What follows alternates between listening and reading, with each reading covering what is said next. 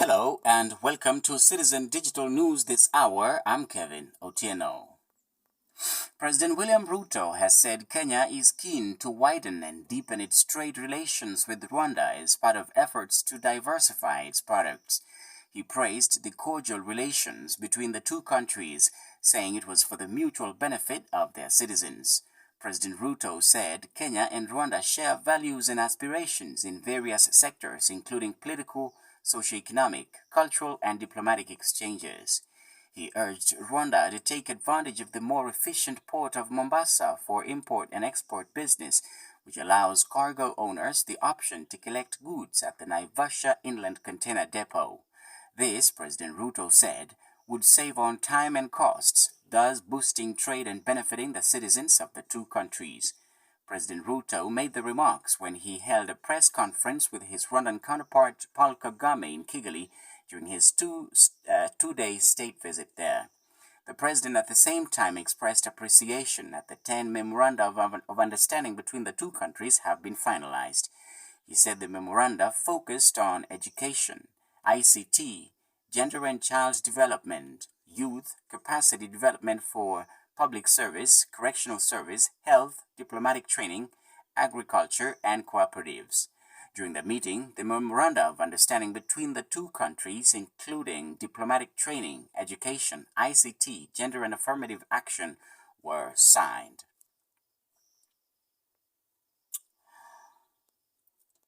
Kenya's first observation satellite, Taifa 1, built at a cost of 50 million shillings, says PS.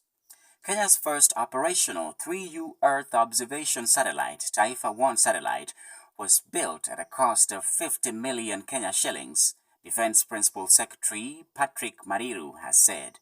The satellite is set to be launched into space by the Kenya Space Agency KSA with the help of Space Exploration Technologies Corporation SpaceX on April the 11th, 2023. The launch is set to take place in Vandenberg Base, California, USA, aboard Falcon 9 rocket. During a press briefing on Tuesday, PS Mariru stated that the build was cost-effective since the assembly and development of the outfit was done by KSA engineers.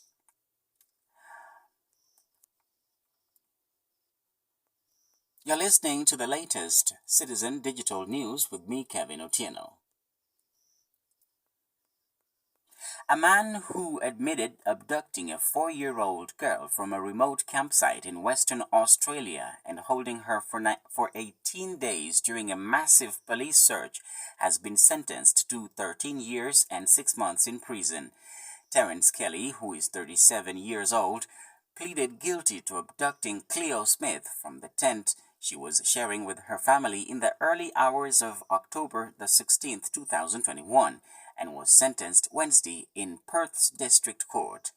Cleo's disappearance triggered a police hunt that covered several square kilometers around the site and was later extended nationwide as the state government offered a reward of 1 million Australian dollars, which of course is equivalent to 676,000 US dollars for information leading to her location. For more than 2 weeks, police amassed evidence, including interviews, security video footage, phone data, and calls from hundreds of people offering information as her distraught parents made desperate appeals for help to find her. Eventually, the information pointed to a single-story house in the coastal town of Carnarvon, around 73 kilometers or 45 miles south of the campsite where she went missing. 4 officers entered the house not far from the family's own home just after midnight on November the 3rd, 2021, where they found Cleo alone in the bedroom.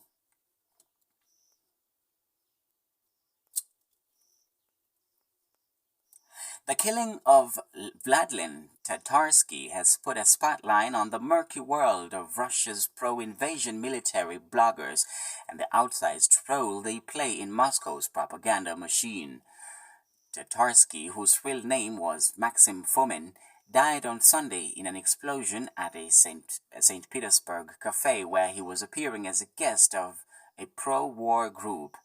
He was known for his support for the war on Ukraine, and war on Ukraine, of course, it's also war in Ukraine, and the boss of the Wagner mercenary group, Yevgeny Prigozhin, as well as his occasional but harsh criticism of Moscow's battlefield failures.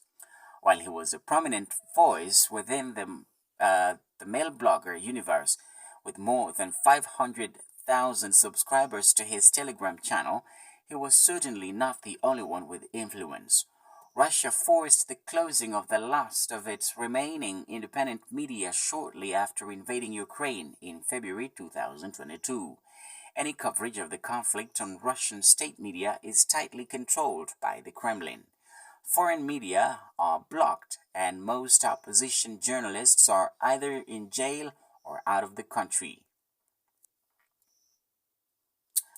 And that's the latest Citizen